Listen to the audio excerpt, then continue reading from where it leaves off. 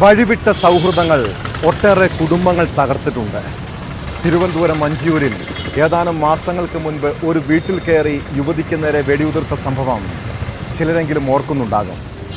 ഭർത്താവിൻ്റെ പെൺസുഹൃത്തായ യുവ ഡോക്ടറായിരുന്നു ആ ആക്രമണത്തിന് പിന്നിൽ.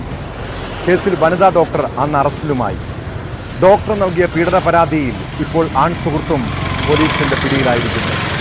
തിരുവനന്തപുരം വള്ളക്കടവ് സ്വദേശി സുജിത്ത് വിവാഹ വാഗ്ദാനം നൽകി തന്നെ ബലം പ്രയോഗിച്ച് ലൈംഗിക പീഡനത്തിന് ഇരയാക്കിയെന്നാണ് വനിതാ ഡോക്ടറുടെ പരാതി.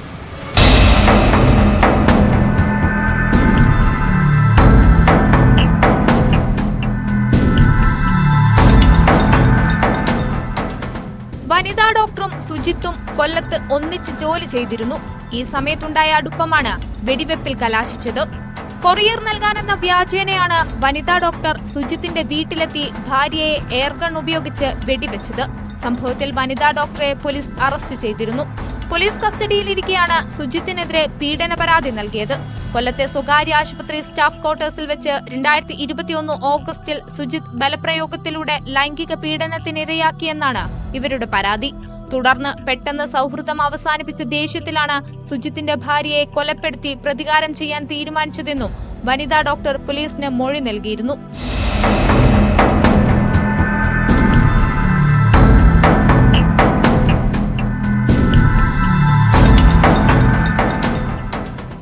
മഞ്ചിയൂർ പോലീസ് 2024 ഓഗസ്റ്റിൽ രജിസ്റ്റർ ചെയ്ത കേസിലാണ് സുജിത്തിനെ പോലീസ് അറസ്റ്റ് ചെയ്തത്.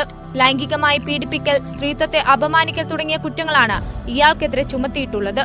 കഴിഞ്ഞ വർഷം ജൂലൈ 28-നാണ് സുജിത്തിന്റെ ഭാര്യയെ വനിതാ ഡോക്ടർ വെടിവെച്ച് പരിക്കേൽപ്പിച്ചത്.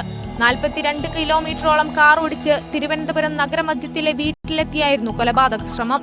കൊറിയർ നൽകാനെന്ന വ്യാജേന പോയ ശേഷം എയർ പിസ്റ്റൾ കൊണ്ട് വീട്ടമ്മയെ വെടിവെക്കുകയായിരുന്നു. തലയിൽ കൊള്ളാതിരിക്കാൻ കൈകൊണ്ട് മുഖം മറയ്ക്കുന്നതിനിടെ വീട്ടമ്മയുടെ ഇടതുകൈയിൽ പെല്ലറ്റ് തുളച്ചു കയറി.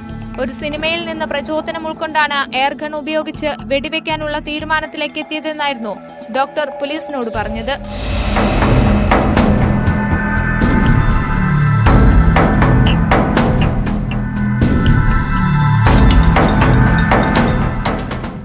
ന്യൂസ് 18 കൊല്ലം.